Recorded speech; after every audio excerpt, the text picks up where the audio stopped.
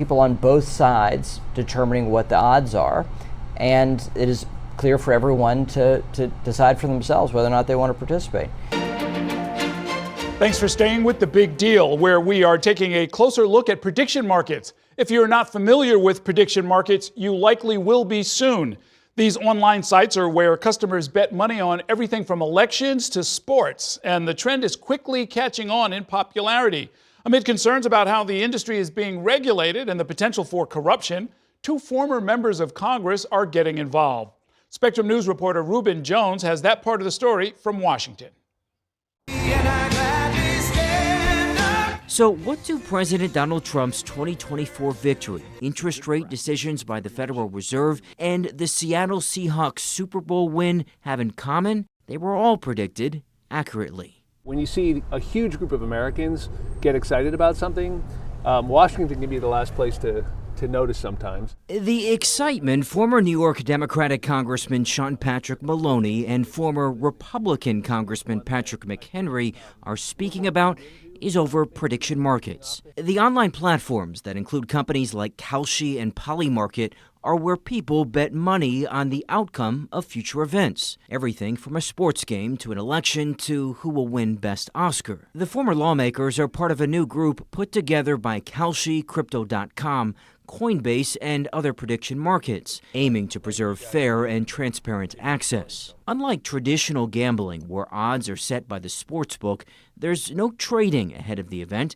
and bettors can't back out in the markets. People on both sides determining what the odds are, and it is clear for everyone to decide for themselves whether or not they want to participate. Usage has spread rapidly, with trade volume in the tens of billions of dollars.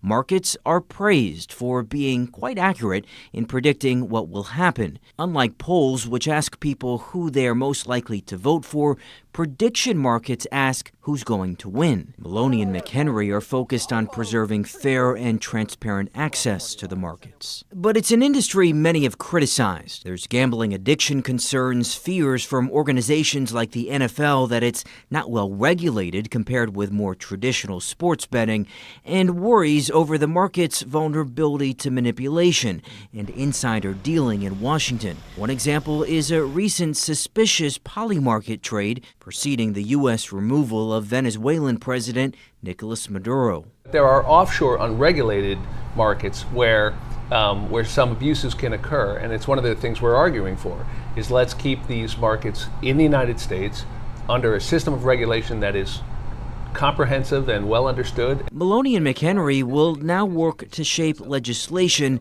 as their former colleagues begin to regulate a new industry flush with cash and strong potential, but also substantial concern. Joining me now with more is Spectrum News reporter Reuben Jones, joining us from Washington, D.C. And Reuben, the creators of these platforms say that they're not just a casino, but they're really a way to gather information in ways that can turn out to be highly accurate. How true is that? Yeah, I mean, it's a fair question, Errol. Look, there is a ton of money going into these prediction markets.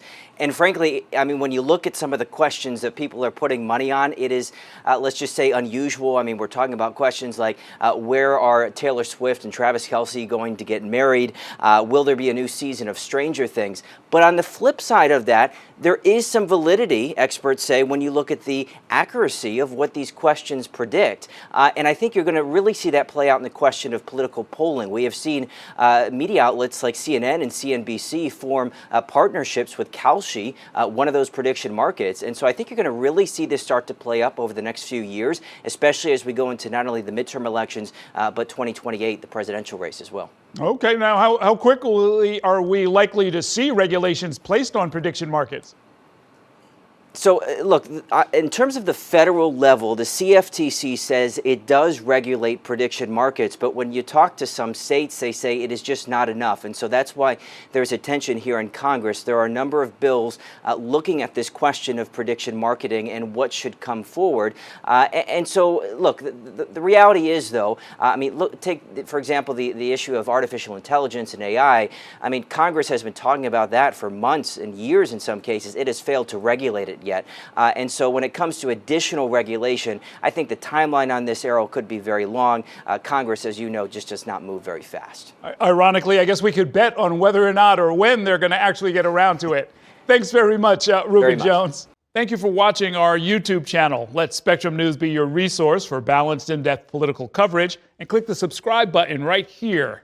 You can also download our app or watch us on TV to learn more about the candidates, where they stand on the issues, and more. We'll see you then.